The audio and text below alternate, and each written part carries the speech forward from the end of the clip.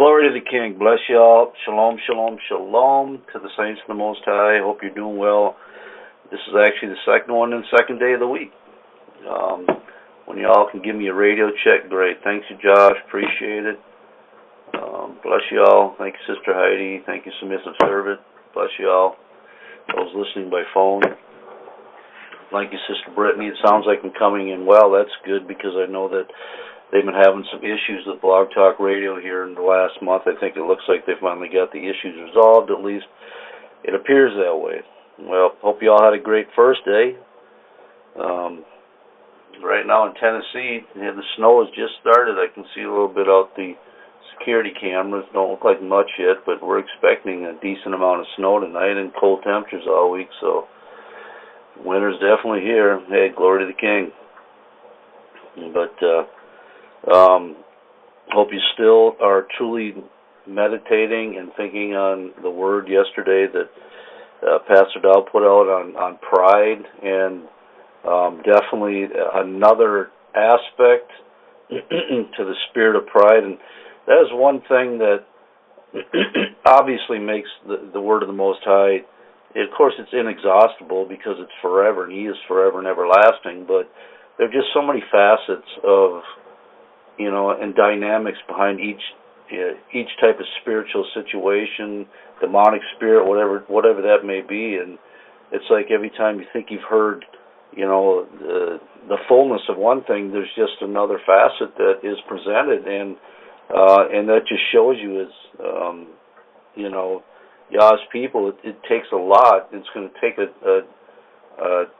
everything that's in us to get ourselves, to get it clean and to press towards the finish line. It truly does. And great message yesterday. I've been under the weather the last few days. Thankfully, didn't get hit as hard as some of the other saints have got hit with this.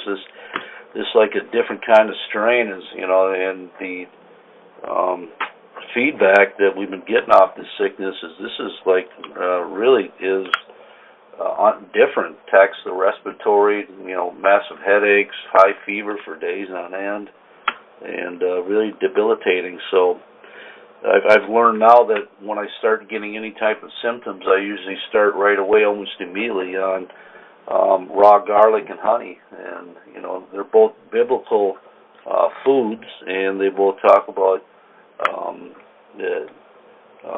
their degree of cures or how they use an application to heal. And they definitely work. I mean, it's a process on the stomach to eat all that garlic out of nowhere, but it does serve its purpose, and I thank the Most High for it. And that's one thing about honey too. It lasts forever. It's amazing, isn't it? As far as we know, it lasts forever. But anyway, so I'll be fine here tonight. If forgive me if I cough or get, have to take a break here for a second, but we'll get through this. Anyway, tonight's topic, we're going to talk about an arrogant spirit.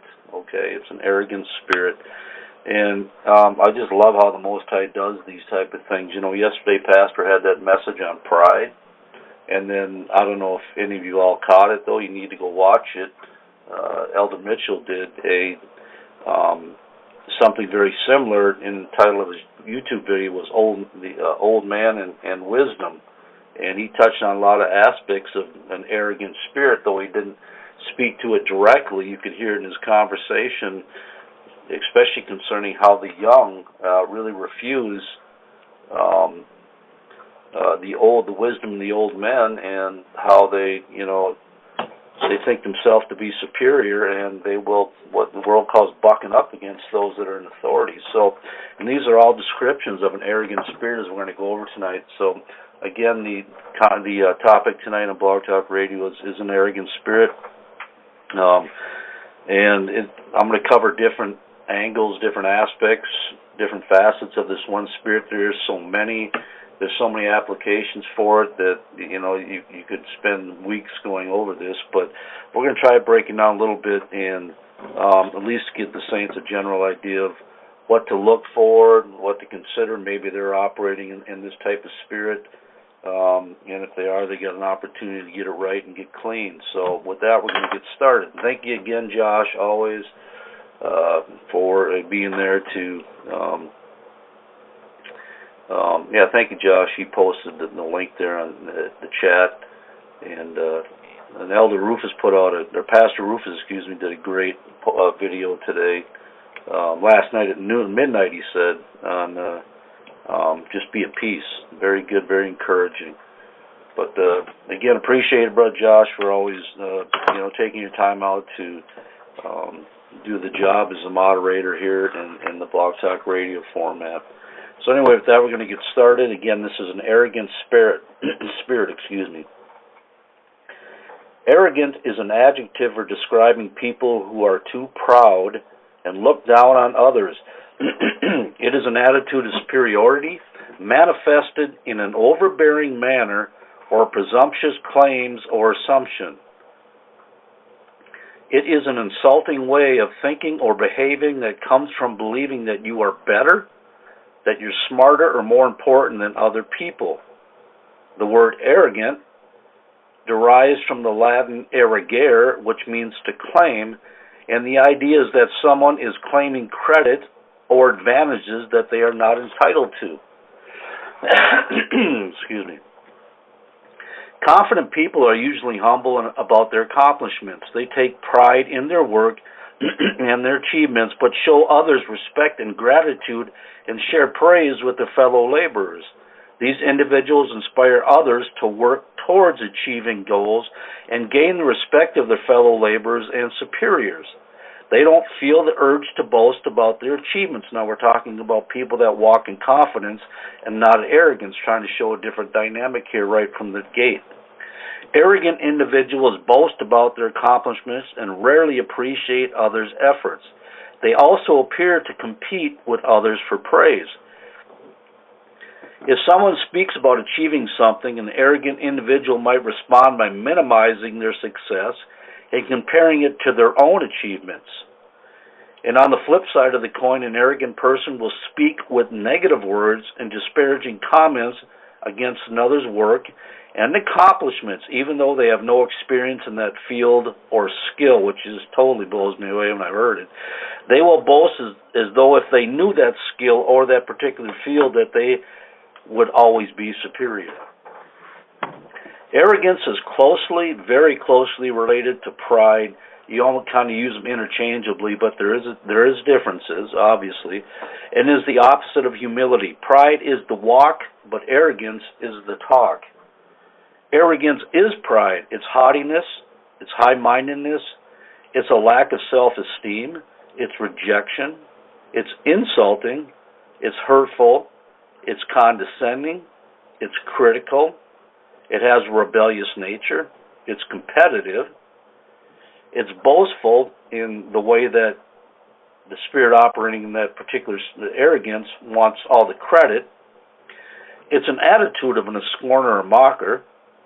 It's contemptuous, it's hard and stiff-necked, is full of false assurances, it's insolent, which means rude or disrespectful behavior, it speaks in lies and falsehoods, and on and on and on and on. But them are just some of the groupings right now that you can see. These, if people walk in, or you do, or anybody walks in these certain manifestations, that more than likely they're operating not only out of spirit of pride, but in an arrogant manner.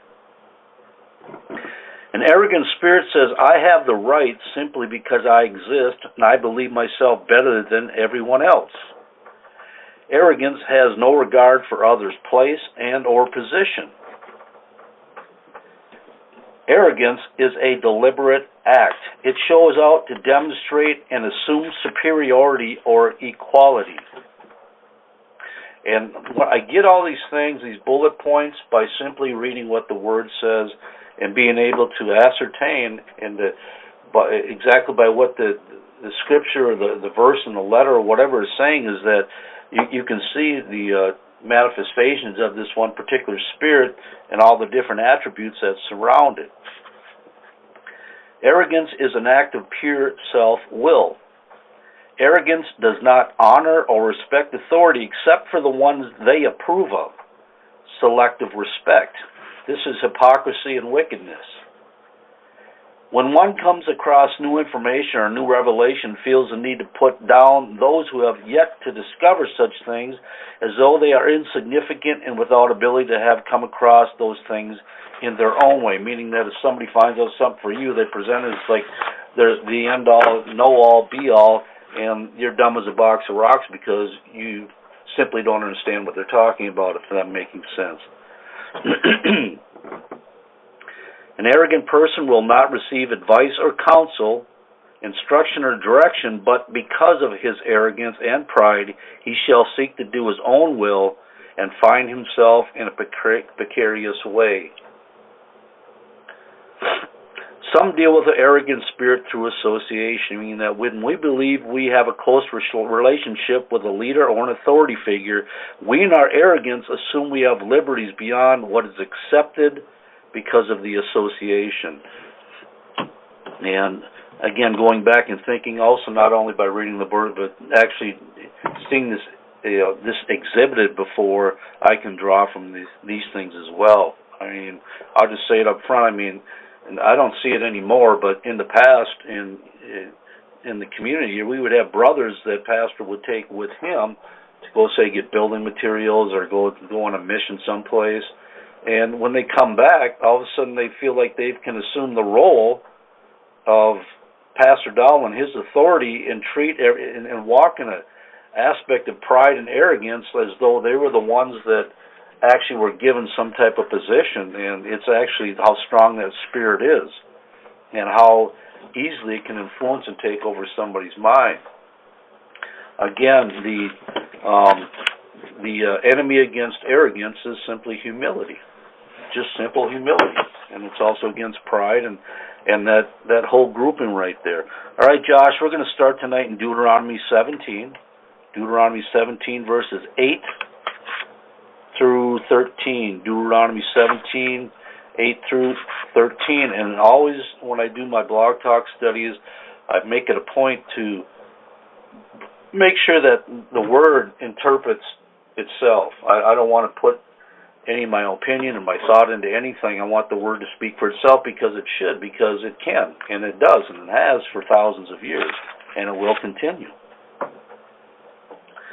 All right, Deuteronomy chapter 17, starting at verse 8. If there arise a matter too hard for thee, now you have to put yourself in the mindset about the words that are being spoken, and if you can, put yourself in the place that the description is talking about, so you get a better idea of a fullness of what is being said. If there arise a matter too hard for thee in judgment, between blood and blood, between plea and plea, and between stroke and stroke, being matters of controversy within thy gates, then thou shalt arise and get thee up into a place which Yahweh thy Elohim shall choose. So we have a situation where it looks like there's an argument, there's contention, disagreement going on between parties, and in order to settle this, because it can't get settled, it needs to go someplace else, in a place Yah shall choose, and when they get there, this is what's going to happen. And thou shalt come unto the priest, the Levites, and unto the judge thou shalt be in those days, and require, and they shall show thee the sentence of judgment. So you can present your case before the judge and for the Levites, and they're the ones, because remember, the Levites kept the book of the law. They're the ones that spoke it to the people, especially on the Moedims. And then Yah, of course, had judges that he had set up in the land over the people as well. And thou shalt do according to the sentence which they of that place which Yahweh shall choose shall show thee, and thou shalt observe to do all according to all that they inform thee. Okay, so you come in a situation, now you got them before them, now they've heard your case again, and you're going to give them the verdict. You're going to give them the sentence of what they have to do in order to, on both parts, or one part, or wherever the case may be, but there's a determination been made, and you're expected to follow it.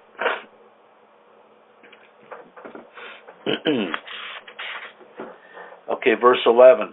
And according to the sentence of the law which they shall teach thee or instruct thee on, or shall show you, make it clear to you, so there's no coming back later on and say, well, we didn't know. No, they're going to clearly show you what you need to do and what's expected. And according to the judgment which they shall tell thee thou shalt do, thou shalt not decline from the sentence which they shall show thee to the right hand nor to the left. And the man that will do presumptuously, okay, we're going to find out what this word presumptuously means. And the man that will do presumptuously and will not hearken unto the priest that standeth, again, key to minister there before Yahweh the Elohim. He's in the stead of Yah. He's been placed there to make this judgment. That's why it's so critical, especially if you ever get put in a place of an eldership or other things where you're called the judge of matter, that you do it righteously and without favor, without respect to persons, because, again, you believe you're speaking on behalf of the Most High and representing His kingdom and His word. So it's a dire place. It should come with a lot of fear. Again, and that man that will do presumptuously, again, this is the man that has heard the instruction, was commanded not to go left or right, expected to obey the sentence that was passed, and will not hearken unto the priest that standeth to minister before Yahweh the Elohim, or unto the judge, even that man shall die. That's how critical this stuff is.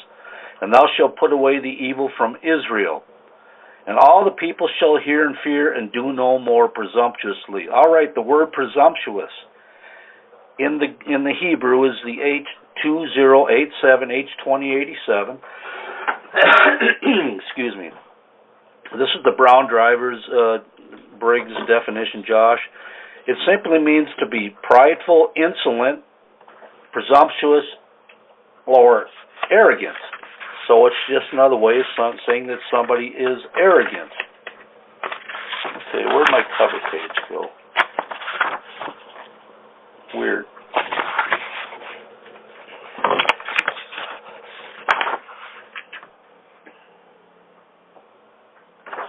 Okay, again, I'm sorry about that, but again, presumptuous, and here is okay, so we go back to verse 12. And that man that will be arrogant, will be insolent, meaning that he's disrespectful, he's rude, right? But very, coming under an arrogant spirit, and will not hearken unto the priest that standeth to minister before Yahweh the Elohim. He's going to just assume he can do whatever he wants to do when he wants to do it, because he believes he has some type of foothold and superiority over the judges and the Levites been set before him, if you're following what I'm telling you.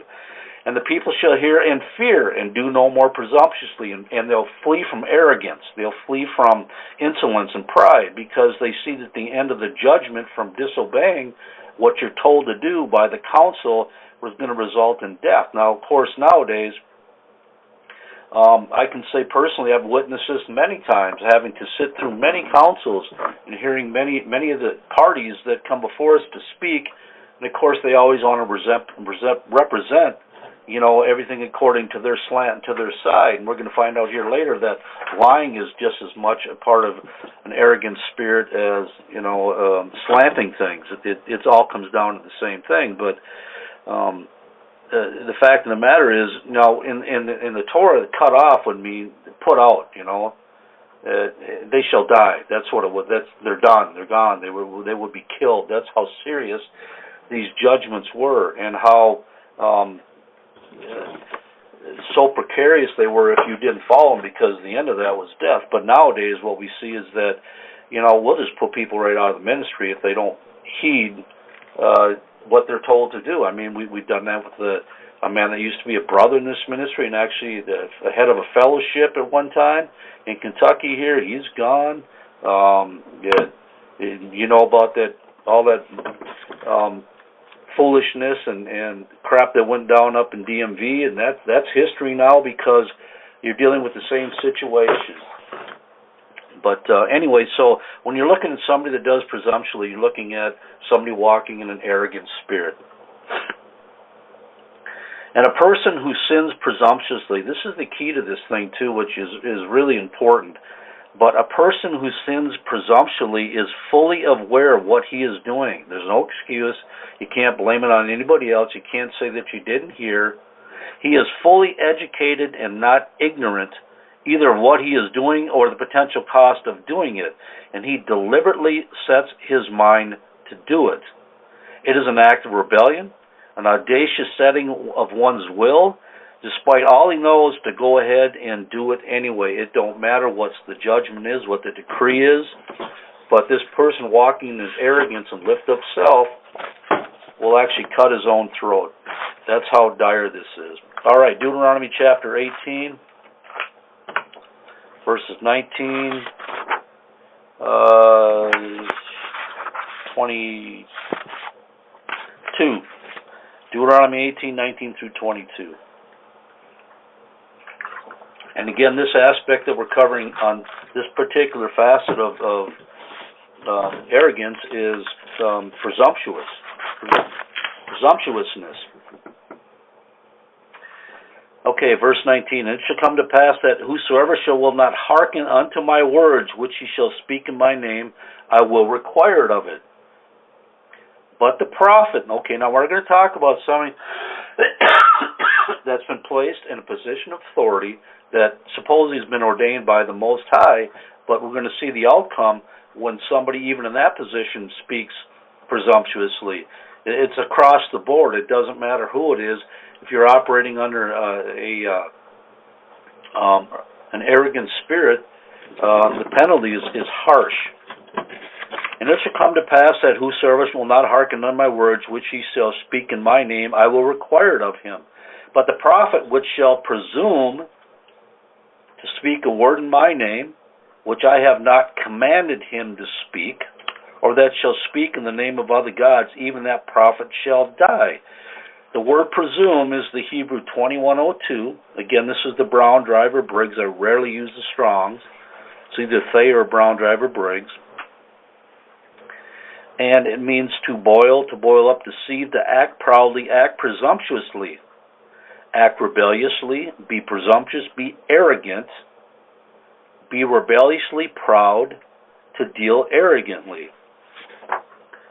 And there's a few more, but it's basically repeating the same thing again. But you can see all the adjectives always under somebody operating an arrogant spirit are typically the same.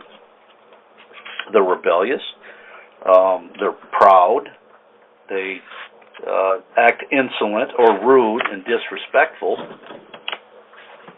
So again, the Bible clearly lays out the aspects and the manifestation of somebody operating in this particular spirit. So we have the situation, we have a prophet, we have an authority figure, we have somebody that's been ordained to the Most High to be a spokesman for Yah's people. And clearly Yah had not commanded this prophet to speak. He said, which I have not commanded him to speak.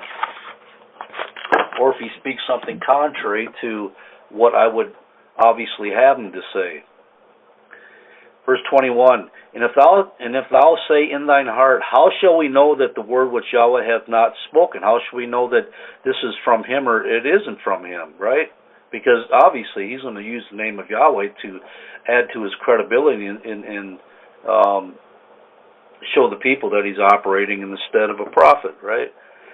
When a prophet speaketh in the name of Yahweh, if the thing follow not, so this is Yah's answer, if the thing follow not or come to pass, that is the thing which Yahweh hath not spoken, but that prophet has spoken presumptuously. Thou shalt not be afraid of him.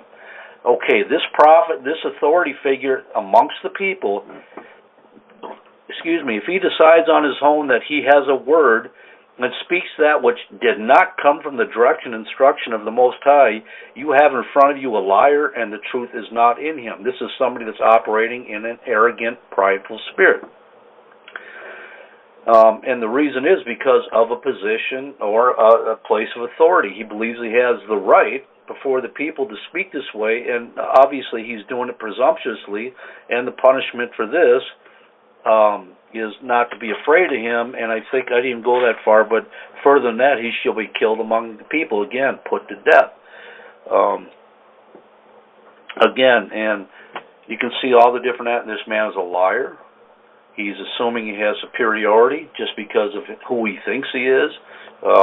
He believes that he has every right to go past beyond what Yah has already laid down in stone, so to speak, and speak his own mind, and again, speak in arrogance. I'm just going to go ahead and say it anyway because I believe I have the place to say that. And again, that can be applicable to anybody. It doesn't matter if it's an authority figure or if it's any saint that's amongst the body of Messiah, if you understand what I'm saying. All right, and the word presumptuously here, again, in verse 22, but the prophet has spoken it presumptuously, is the Hebrew 21:02. I don't know if I covered this one already, but I'll just bring it up again. And it basically means to boil up seed, act proudly, act presumptuously, act rebelliously, to deal arrogantly. Yeah, I think I did bring that up already. But you can see the pattern that's going on here, and you can see the manifestation of the Spirit. It's basically, arrogance is, again, pride is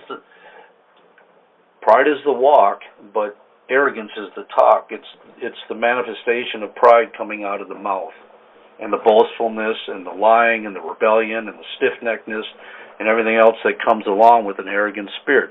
All right, Numbers chapter 15:27 through 31. Numbers 15:27 through 31.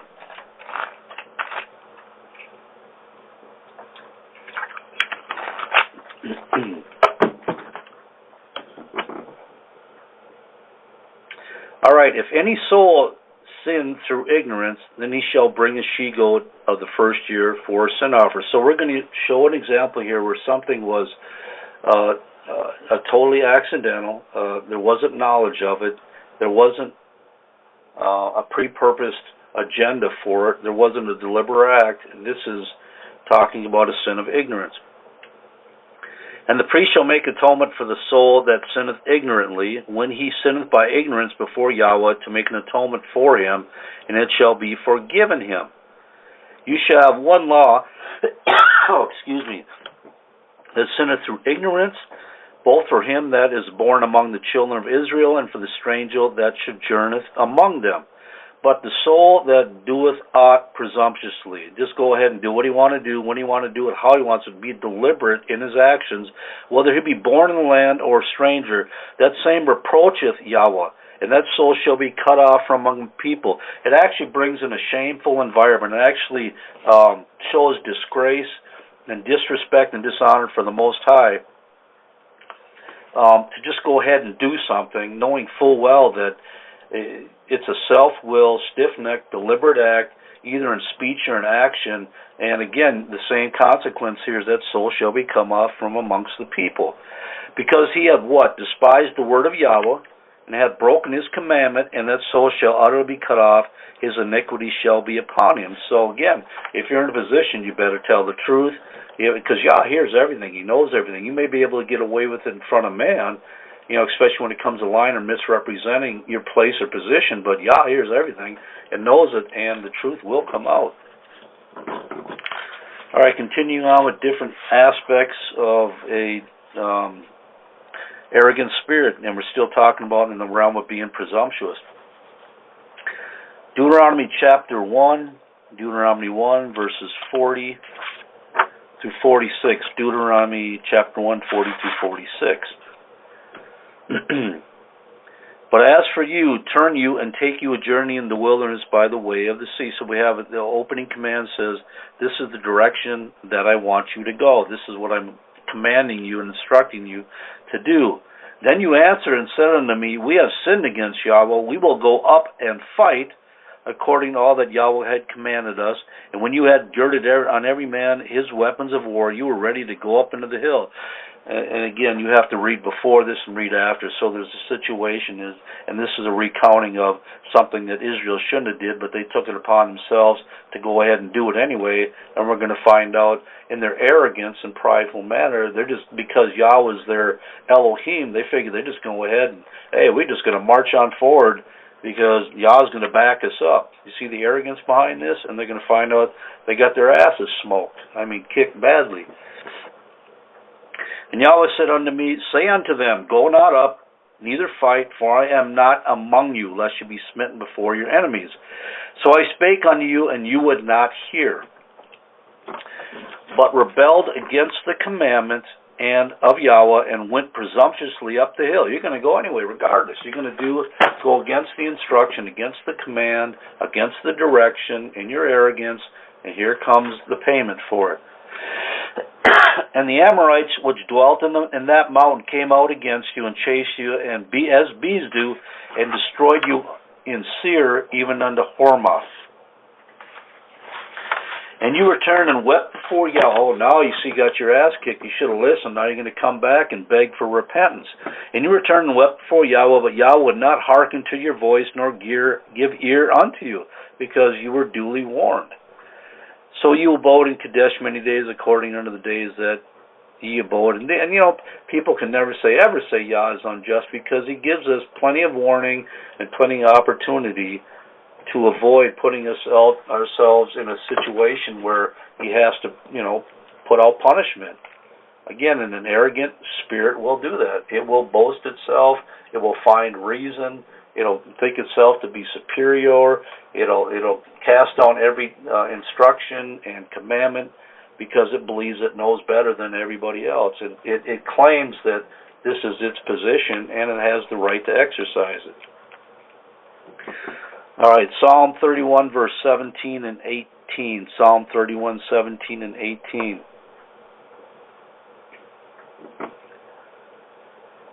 And David says, Let me not be ashamed, O Yahweh, for I have called unto thee. Let the wicked be ashamed, and let them be silent in the grave. Let the lying lips be put to silence. So David is going to describe what the character of somebody of the wicked are. Let their lying lips, obviously they lie, be put to silence, which speak grievous things proudly and contemptuously against the righteous. So you can see all this going on under somebody that's walking in a totally perverted, wicked spirit, an arrogant spirit, and this is how they act. This is their behavior, to lie, to speak grievous things proudly as though they have every right in the world to, with no fear of the Most High, and contemptuously against the righteous. Okay, grievous things, as defined in the Hebrew, it's the H6277. Now this is the Strong's. Next two will be out of the Strong's. Again, grievous things means arrogant or grievous or hard things or stiff. So let the lying lips be put to silence, which speak things arrogantly and proudly, is what that means. And the word contemptuously against the righteous means out of disrespect or in insolence and rudeness, right? So let them be put to silence with their lying lips, which speak in arrogance and in their proud, puffed up way, and speak with disrespect and despisement towards others. Again, let them be silent in the grave. Let them go down to the grave and be silent. You can see how much Yah definitely hates a proud and arrogant spirit. Man, snow's picking up. Hallelujah. Psalm 94, verses 1. Let's see, verses 1 through 8. Psalm 94, verses 1 through 8.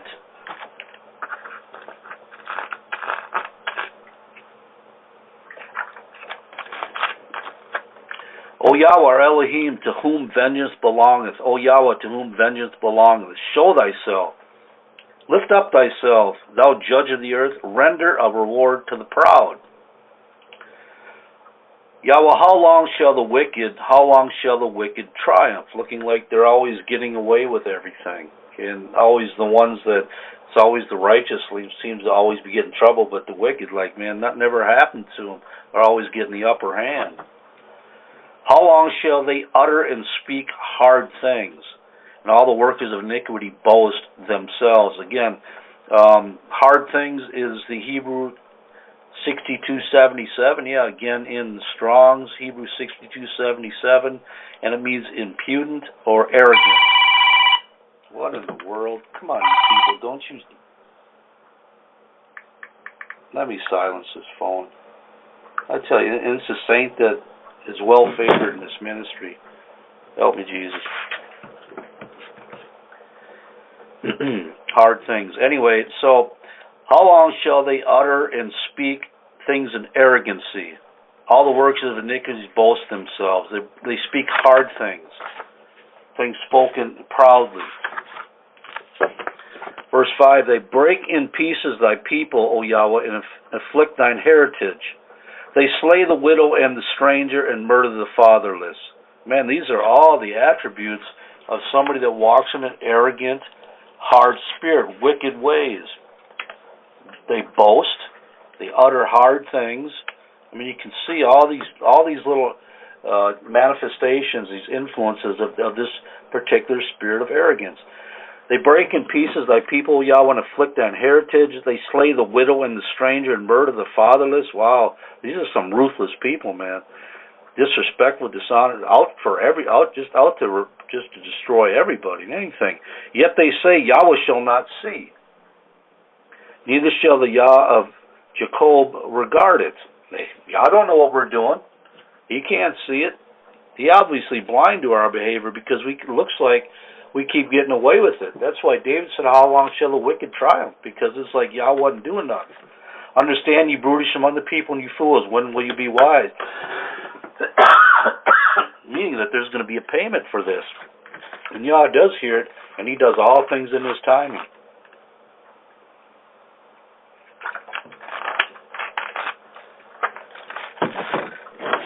All right, Proverbs 21, verses 23 and 24. Proverbs 21, verses 23 and 24.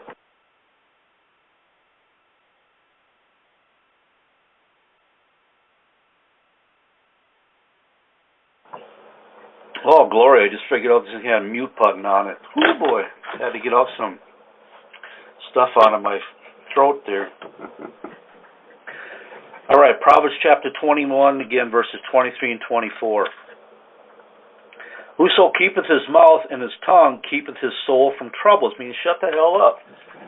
Why is there such an impulse to always say something? You ever walk up to somebody and you greet them and they just start going on and on and on and on and on and on and on? It's like, what?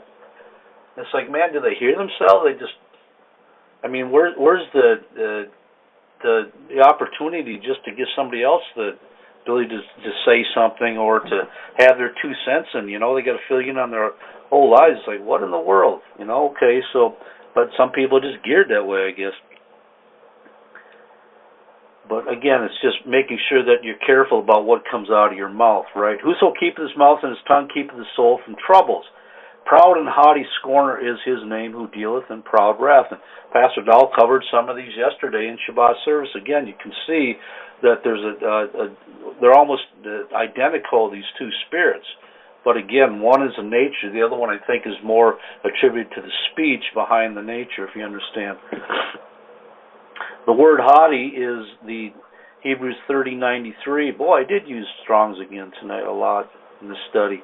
Anyway, haughty means arrogant, haughty, proud. So proud and arrogant, scorner is his name. And a scorner in the Hebrew 38:87 is somebody that make mouths at, scoffs at, doesn't make a big deal about anything, doesn't consider the punishment, doesn't consider the words that he speaks, doesn't care what he says, just speaks them in a presumptuous, arrogant manner. Just go ahead and just put it all out on the table, thinking he has the absolute ability and total right to do so, and there will be a punishment for it. All right, go on to 2 Peter chapter 2, verses 9 through 10. 2 Peter 2, 9 through 10.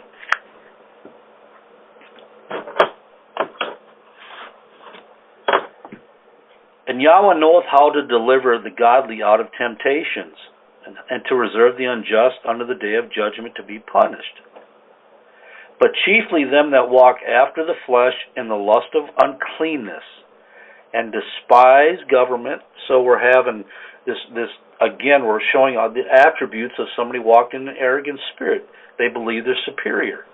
They believe they have the superiority just about every facet of everybody else in this life, and they know it all, they see it all, they can tell it all,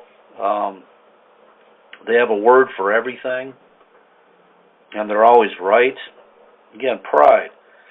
But chiefly them that walk after the flesh, and it tells you what they're walking and they're operating, obviously, right? After the flesh and the lust of uncleanness and despise government, presumptuous are they. Again, we cover presumptuous in many times here in the Torah, and we also showed clearly the end result of the reward of acting in that manner, right?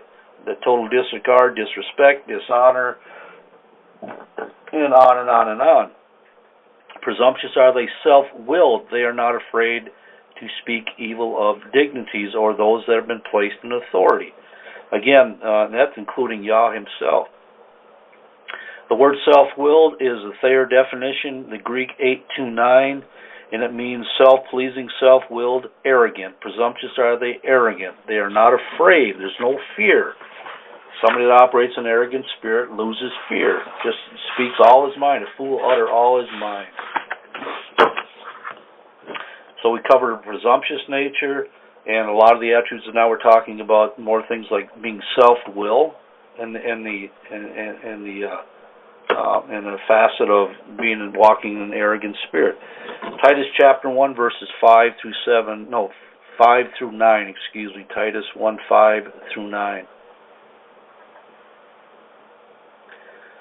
For this cause I left thee in Crete. Now this is Paul, of course he wrote a letter to Titus, that thou shouldest set in order the things that are wanting, or needful and necessary, and ordain elders in every city as I had appointed thee. And the reason, obviously, that this was done is so when something happened in the particular assemblies there, that you had men that were able to deal with any controversies, contentions, anything that come up between two parties, and settle the matter.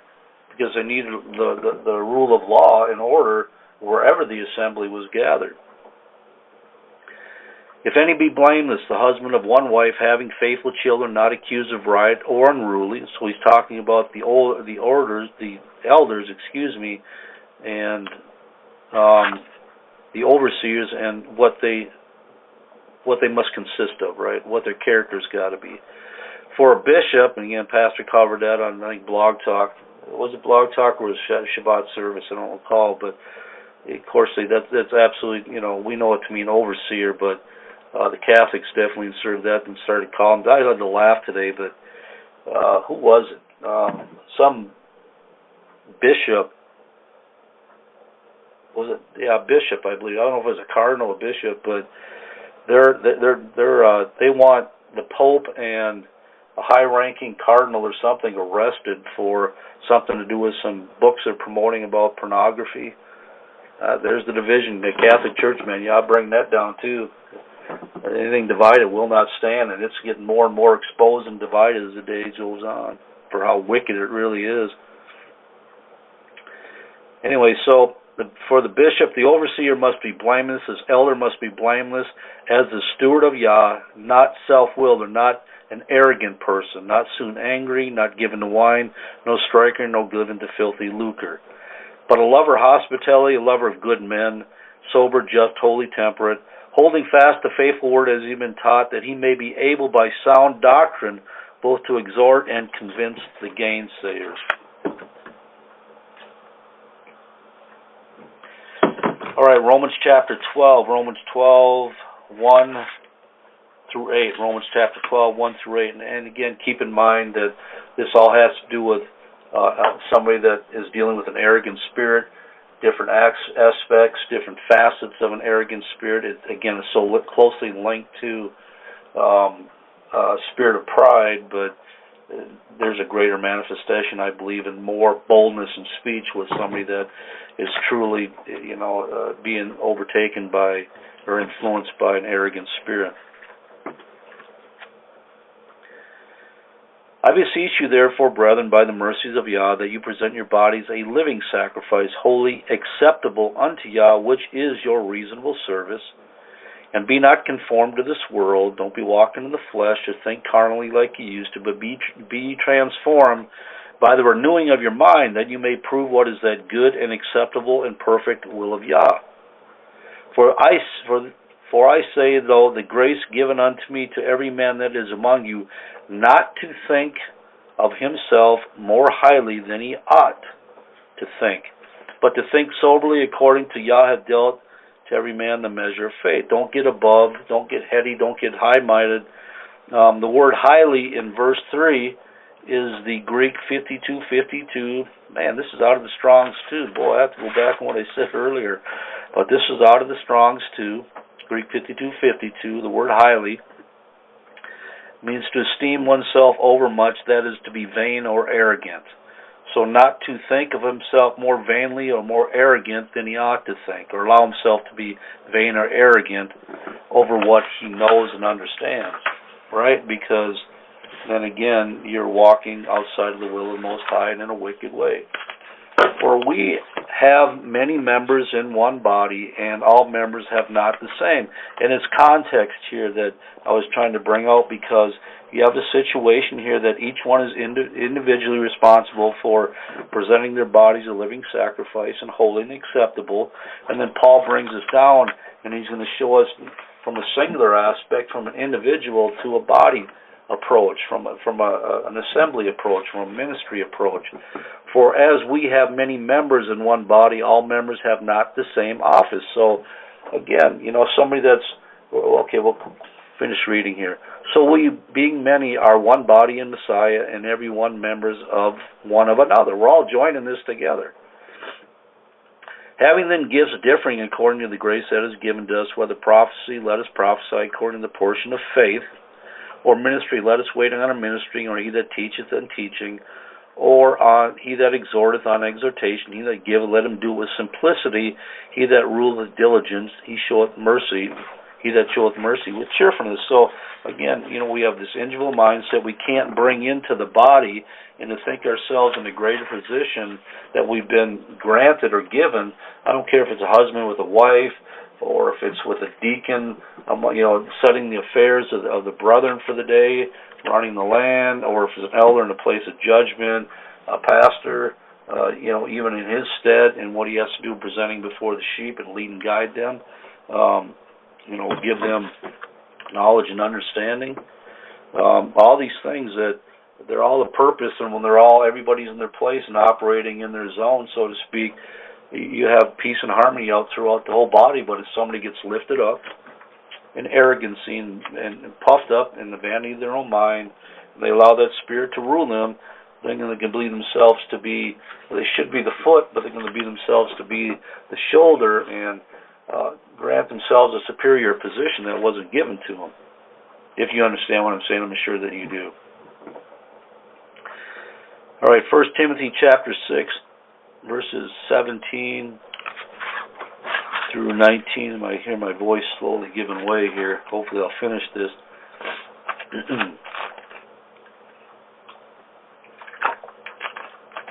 1 Timothy 6:17 through 19. Charge them that are rich in this world, that they be not high-minded, nor trust in uncertain riches, but in the living Yah, who giveth us richly all things to enjoy. Again, in verse 17, the word high-minded is the Greek 5309 in the Strong's. It means to be lofty in mind, that is arrogant, be high-minded. So again, we're dealing with aspects of elevation and pride, in a display of arrogance in speech and in manner, in conduct, in position, in all kinds of different ways. Again, how easy is it for those who have greater wealth, greater influence because of riches, to be inflated and arrogant in their dispositions, simply because of their position, because of who they are and what they have? How much more arrogant are those with greater access to wealth, that walk heady and above those who have little or not the same measure of ability to attain for themselves? I mean, isn't that what the rich do? Don't they oppress you?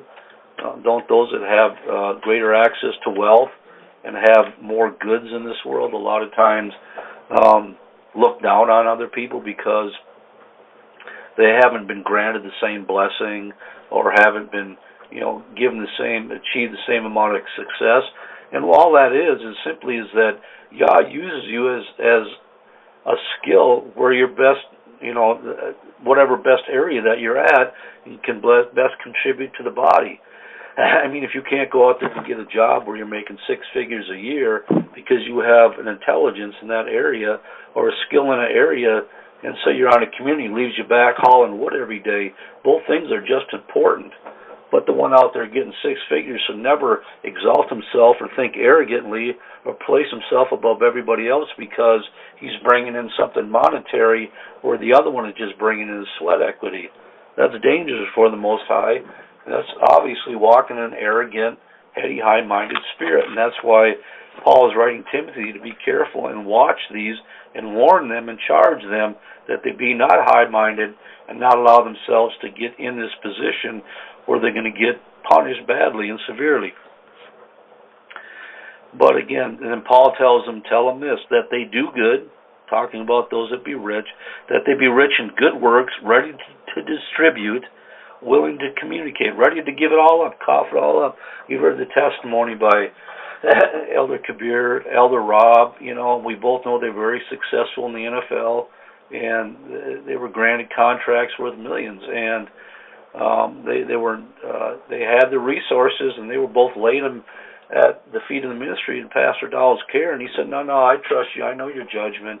You've shown yourself faithful over that what you have, and I know you continue to show yourself faithful. So, but just they're both ready to, hey, Pastor, you need it today, it's yours, right? That's the attitude.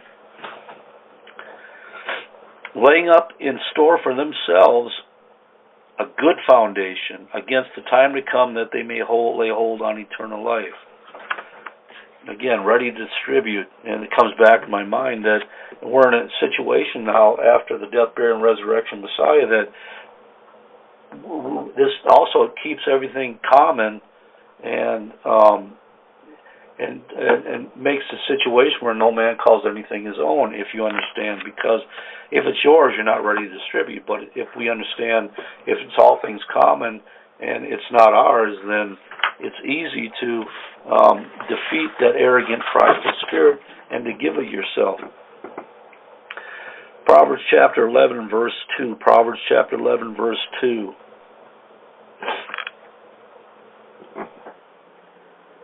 All right. When pride, which is Hebrew 20:87, which means arrogance, when arrogance cometh, then cometh shame. Meaning you put yourself in a position where you're going to be exposed to becoming an open reproach, because by whatever action you allowed pride to maneuver you and arrogance to speak through you, then you're going to come with the reproach and the shame. Dang, the truck is getting covered up by snow. Wow, it is coming down pretty good. But with the lowly, meaning those that are humble, is wisdom.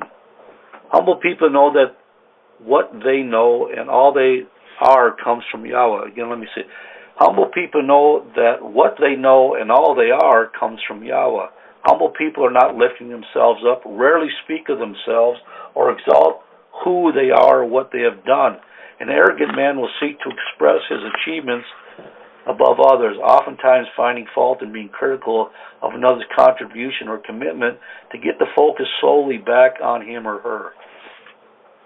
That's kind of a breakdown of Proverbs 11:2. Psalm 19, verses 12 and 13. We're just about done. We've got another couple pages. Psalm chapter 19, verses 12 and 13. Who can understand his errors? David is asking, who can understand his errors?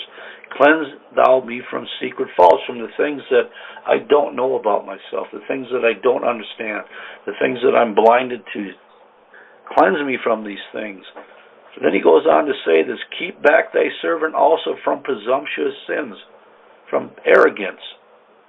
Let them not have dominion over me. Then shall I be upright and shall be innocent from the great transgression. Man, of all the things he's asking to be kept back from, he's talking about from presumptuous, prideful, heady, high-minded, rebellious, wicked ways, and all the other list of things that surround an arrogant spirit.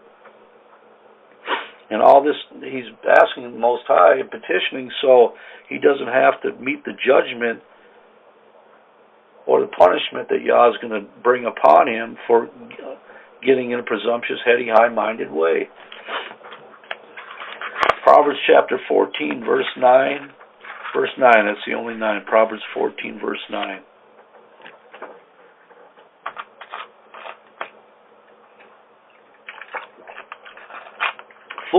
Fools make a mock at sin, but among the righteous there is favor. Okay, the word for mock in Proverbs 14:9 is the Brown Driver Briggs definition, the Hebrew 38:87. It means to make mouths at, to talk arrogantly, to boast, to scorn, to mock, to deride, to interpret, to be inflated, scoff, act as a scorner, show oneself as a mocker. So again, fools talk arrogantly. They make a mock at sin. They don't care about it. They believe that these things are hidden from the Most High, and they feel free to go ahead and speak their mind whenever they want to. So these things are all being said tonight so you can measure and test yourself and check yourself when you feel that compulsion to speak, when you believe that you're right about everything, when you believe that you have a voice because you have superior knowledge or intellect or understanding. You have superior skills so you can move somebody else out of the way, and or you can speak something because you have favoritism with somebody that's a principal leader or whatever, and you can go to somebody else and think that you have that right to speak to them because the person in authority may be able to speak to that person that way, but you sure as hell can't. That's an arrogant, proud spirit. Again, fools disregard sin and its consequences. Fools, in their arrogance, in their presumption that they believe that they have superiority over their sinful, wicked ways, no hurt will come nigh to them. Fools walk as though they have no judgment coming from the hand of Yahweh. Oh boy, I hope I get through this. I don't lose my voice. 1 Peter chapter 5, verses 1 through 3. 1 Peter 5, 1 through 3. And this is Peter talking to the leadership. So again, it's from the bottom to the top to the bottom. And there's no exemption. Of course, who wouldn't want to be exempt from walking in a wicked spirit anyway? I mean, you want to, like David said, cleanse me from everything, secret faults and whatever else.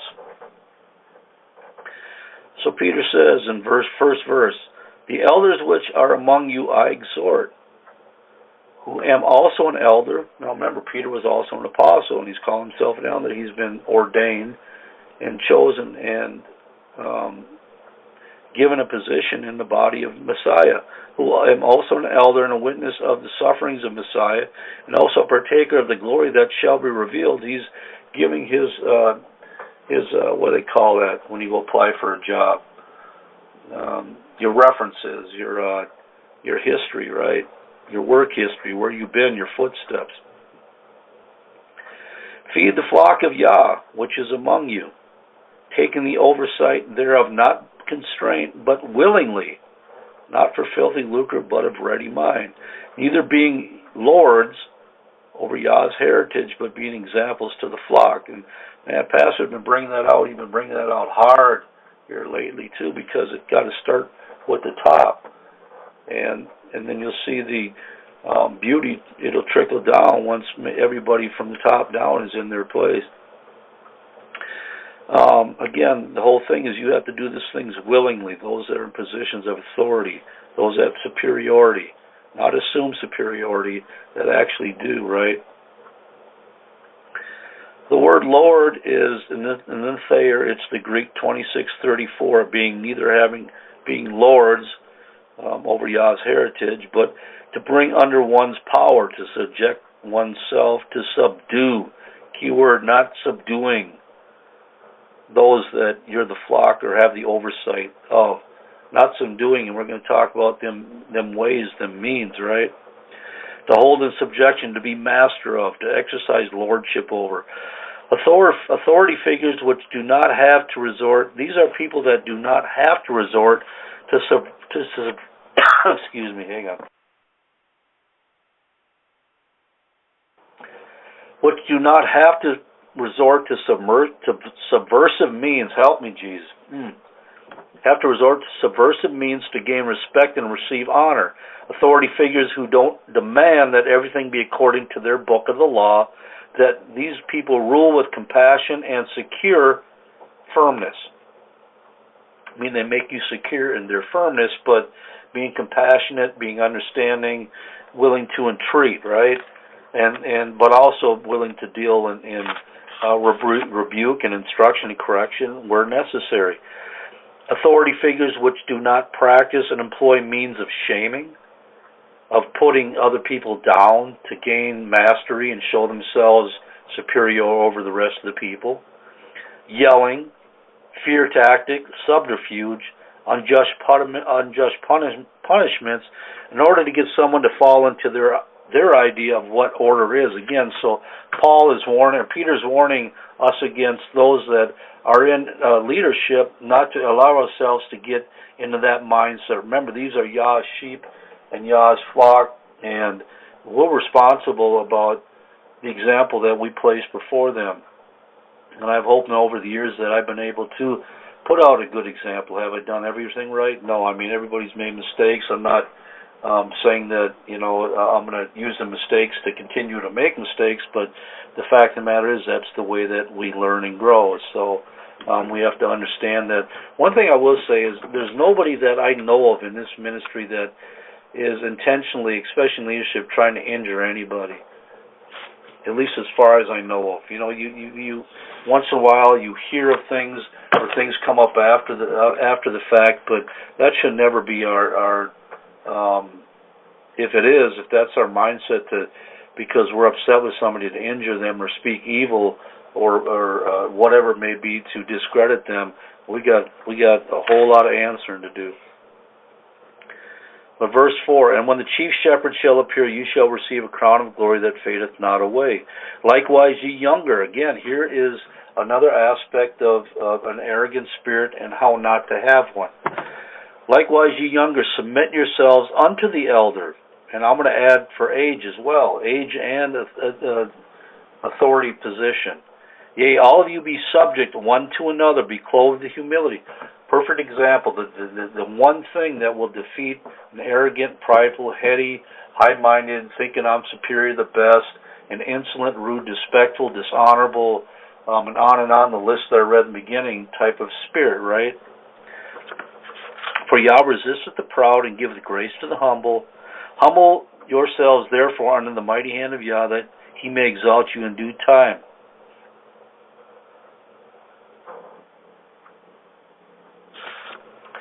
Again, you have to ask yourself, what were the elders there to do amongst the body? What was their purpose? What was their designation? Again, they were there to be an example. Of course, we know that, but they were there to help the rest of the flock get to the kingdom. That should be their whole goal and their whole love and compassion, because they want to get there just as well, right? And they have a desire, and they should, and we should all have that, right? And again, Peter, not only does he start with the headship or the authority, but he also comes down to the younger in the congregation. And he admonishes the younger in the congregation to submit themselves and to be walking in humility, and that prevents the younger from lifting themselves up against the elder. All right, Isaiah chapter 3, verses 1 through 5. Isaiah 3, chapter 1 through 5.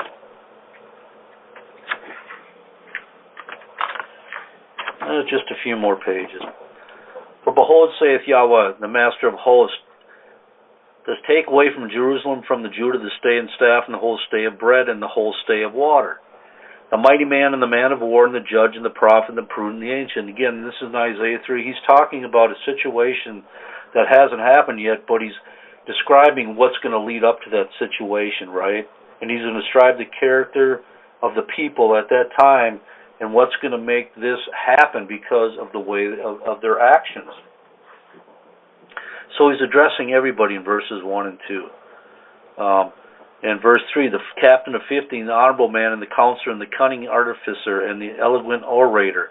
I will give children to be their princes, and babes shall rule over them. And the people shall be oppressed, and everyone by another, and everyone by his neighbor. The child shall behave himself proudly against the ancient, and the base against the honorable. This is a condition that we're going to absolutely see now in this day, and we have to be absolutely on our toes. So the word proudly in the Brown Driver Briggs is the Hebrew 7292. It means to behave proudly, to act stormily, or boisterously, or arrogantly. against the old. And again, I go back what I said in the beginning.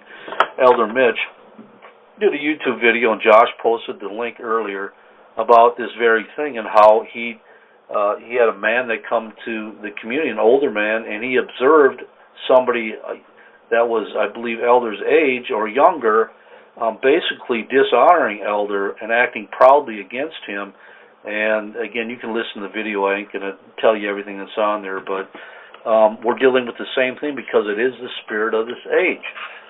And there is something rising up in these children, and it's getting worse and worse as they grow, because obviously they have more influence and they have more things to influence them from the world than they ever had. I mean, they got, what children do you know? I mean, there's very few, and I do know some, and these parents, I give them thumbs up. Again, now, I don't want to condemn anybody, but if your children have access to a cell phone, you can put the blocks and locks and everything else on there, but at some point, they get pretty crafty and smart and try to figure out how to remove these things. You understand, that's man's nature. When you forbid them from something, they do everything in their power to get and figure out what it is that's so important that they can't have. It's like you were growing up, right? Your parents said you couldn't smoke, you couldn't drink, you couldn't do all the stuff that they were doing because they were bigger, and you were like, well, so what's the big deal? And then you might go out and buy, get hold of some alcohol or find a cigarette because you thought you were being kept back from something. Anyway, I want to get off track. But so anyway, you have this situation, as it was then, it so shall be again, and we're already seeing that happening on all kinds of different levels. You go on YouTube and you see these young fools out there beating up old people, and it's just totally out of control. But that's what Satan wants in this end time. He wants rebellion, and he's getting it. Leviticus 19:32. Leviticus 19:32. And I put this in here because I think there's something very profound about this, and as I was meditating on this, I didn't put it in here because I'm an old gray guy, right? I'm going to be 63 this year, but I hopefully still get 25, 30 good years. But again, in Leviticus 19:32, thou shalt rise up or stand before the hoary head. This is a command, and this was the action of the command. When you see somebody with a hoary head, you're supposed to rise up or stand. That's what the word rise up means, before the hoary head, and honor the face of the old man, and fear Yahweh the Elohim. I am the Elohim, I am Yahweh, I am the master. And again, it is simply amazing and a marvel as to how Yahweh places certain instructions for us in His Word to keep us humble, right? It's a humbling act for somebody that's younger. It's a great act of humility for somebody that's younger to stand before the elder, and a humbling act for the elder to receive the honor, or at least it should be, right? And in Yah's perfect design, such instructions as this will cause those who are younger and fear Yahweh to perform that which is not only commanded, but it also helps to mitigate and to stave off any thought of superiority or arrogance from entering into those who are younger, who are full of strength and who have received and have many perceived days, as it can cause the younger to look on the older in pride, arrogance, and superiority, as the aged and hoary-headed no longer possess the strength, the vim, the vigor of youth. And again, what I'm saying is that when you put these things into practice, right, in any degree of honor and respect for those that are older to you, any degree of respect from an Isha, a woman, to her husband, again, just doing these acts, right, the action itself invites the attitude of humility to come in. But if you totally refuse to do these because you have a proud, arrogant, heady, high-minded, disrespectful, dishonorable spirit, and refuse to do the things that Yah commands you to do, the things that are going to help bring you life and help hopefully to get you away from this pride, this attitude of pride, this attitude of arrogance. If you actually perform these things, it may actually help deliver you, if you understand what I'm saying. And I think that you do. All right, just about done. Again, going off in respect of age. 1 Timothy 5:1-3, and how an arrogant spirit a lot of times will enter into those that are in an inferior position, who desire superiority but haven't been afforded to them. 1 Timothy 5:1-3. Rebuke not an elder, but entreat him as a father, and a younger man as brother. And again, clear example, Paul giving Timothy the example of what needs to be done and what is expected. But entreat him as a father. Now this is talking in regard strictly to an old man, somebody that's aged. That's why it says entreat him as a father, and the younger men as brethren. So there's respect and honor across the board. The elder women as mothers, the younger as sisters, with all purity. Paul isn't missing anything or anybody in the whole scheme of this thing. Honor widows that are widows indeed. Again, these words too help to defeat pride and arrogance and a haughty mind against the older by the younger if it's enacted and followed upon. Again, it takes humility and it takes a presence of mind, and again, this is a deliberate act. Humility is a deliberate act to actually go and do that which is already given by instruction. In fact, in doing so will help put on an attitude of humility and submission, and it tells everybody else about your character and leaves a good example, right? I mean, years ago, I don't know if I've ever said this, years and years ago when the community was in its infancy, in probably the first 3 or 4 years that we were in this, is that we would typically get in the chow hall first, or the dining hall then, which was where the pastor's mother now resides. But we'd be in there, sit at our tables, seated, and then the pastor would come through the door, and there were some of us, not all of us, but some of us stood in honor of him and his authority and his position when he came in. And, after a while, he just respectfully asked us that, it wasn't necessary that we did that anymore. He understands our heart, but it wasn't necessary, okay? But it was still something that we were showing honor and respect and act of humility towards the man that Yah placed in front of us to help get us to the kingdom. Hebrews chapter 10, verses 24 and 25. Hebrews 10, chapter 24 and 25. And let us consider one another to provoke, that means to incite, unto love and to good works. So let us consider one another to incite another to exhort them, expound them, push them to do good works. Not forsaking the assembling of ourselves together, because if you do this, you obviously can't either provoke somebody into doing right, because you separate yourself from the body. That's why it's so important to assemble yourselves, and also absolutely makes you accountable when you do such, as the manner of some is, but exhorting one another, and so much the more as you see the day approaching. Provoking not in belittlement or in arrogant tones, but through exhortation and positive assertions.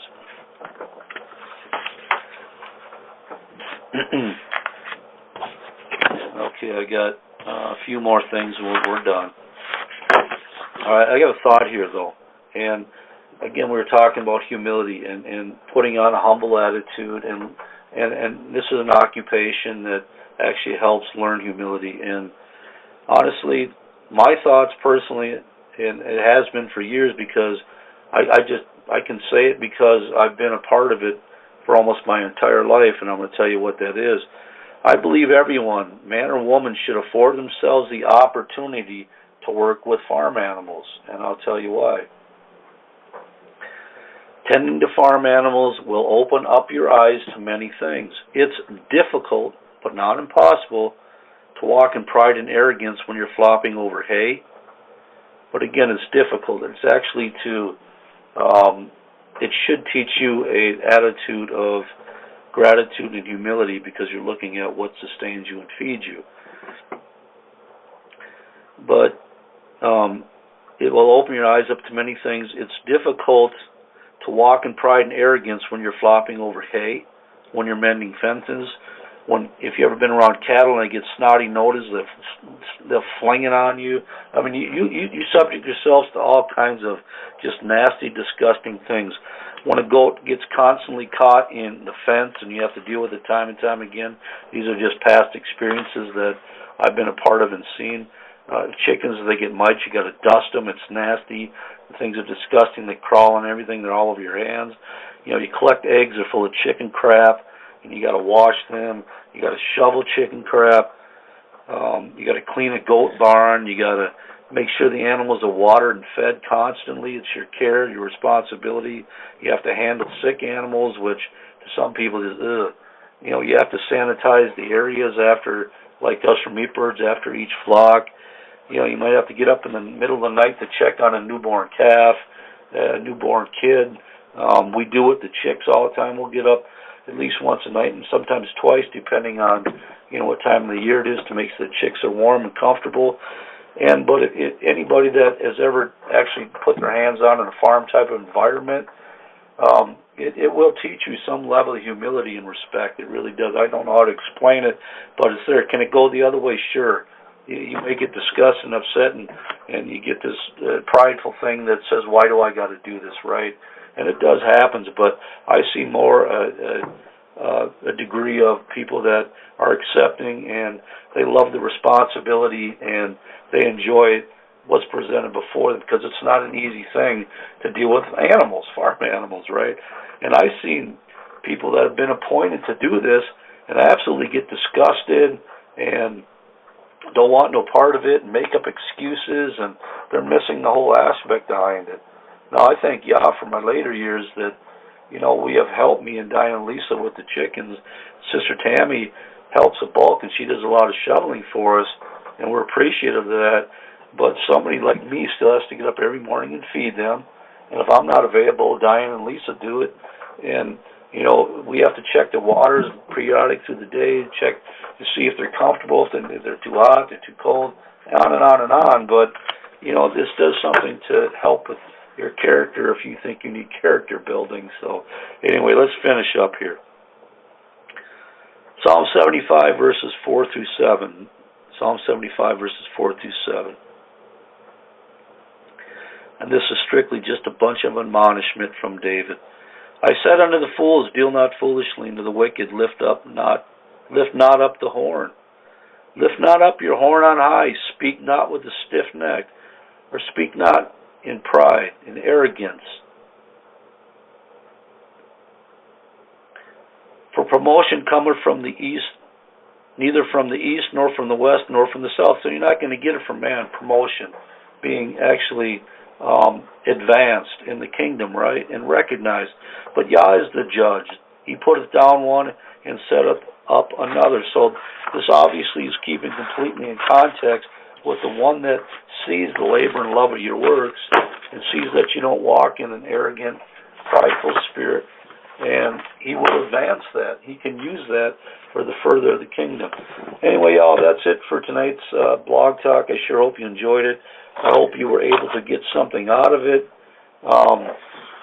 and help you to grow in grace and in knowledge.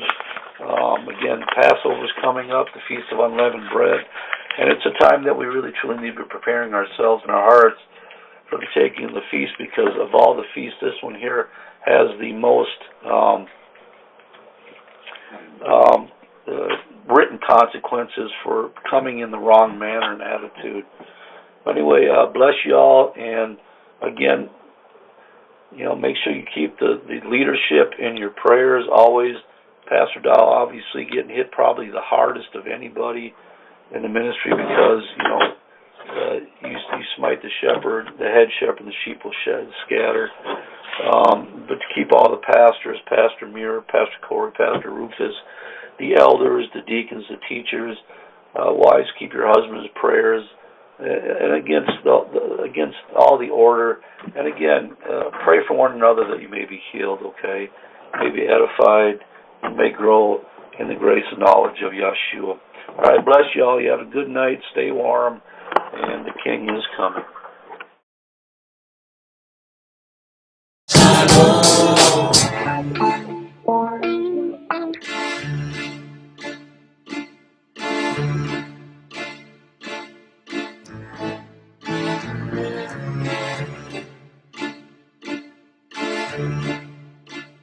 Uh-oh, look at him looking.